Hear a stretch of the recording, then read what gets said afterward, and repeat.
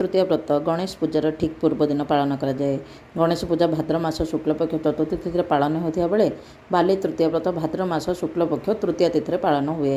यह साधारणतः माने मध्य प्रदेश उत्तर प्रदेश राजस्थान ए सबु जगह पालन हुए किंतु ओडिशा रे मध्य यह बाली तृतीय नाम नामित करा जायछि। भाद्र मास शुक्लपक्ष तृतीय तिथि यह व्रत पालन कराए। भारतर विभिन्न प्रदेश विभिन्न नाम यह व्रत पालित हुए। राजस्थान उत्तर प्रदेश मध्य प्रदेश आदि यह हरियाली तीज काजरी तीज हरितालिका तीज आदि नाम नामित करा बेले दक्षिण भारत में यह गौरी हवा बा स्वर्ण गौरी व्रत भाव में पालन करा जायଥାଏ। ओडिशा रे यह बाली तृतीय व्रत बोली कहती। शिवाय सर्वमंगले शिवाय शतम नमः शिव सर्वप्रदार्थित्रयं शिव रूपे नमः नमः।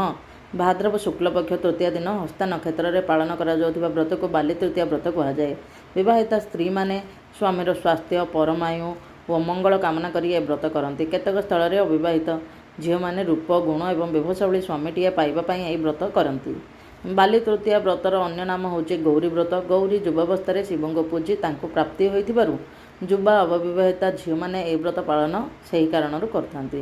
यह व्रतर आराध्य देव देवी हेले शिव और पार्वती, तेबे मुख्य हेले शिव। गौरी यही भाद्रव शुक्ल तृतीय दिन शिव पाइबापी तपस्या आरंभ करथिले एवं नदी में स्नान पूर्वक नदी बाली रे शिव मूर्ति बा बालुगा गढ़ी तांको पूजी पाइथिबारु एही तिथिर नाम बाली तृतीय रखाଯାଇଛି। अति निष्ठार सहित बाली तृतीय दिन सूर्योदय ठारू ता परदिन अर्थात चतुर्थी सकाळ जाए ए व्रतरे उपास रहिबाकु हुए। एपरिक जलस्पर्श बा छेप ढकिबा नाही। सेथिपाई व्रती माने द्वितीय दिन राति पाहांतरू किछि खाई नहीं थांती, जहाको कहुए पाहांतिया खिया।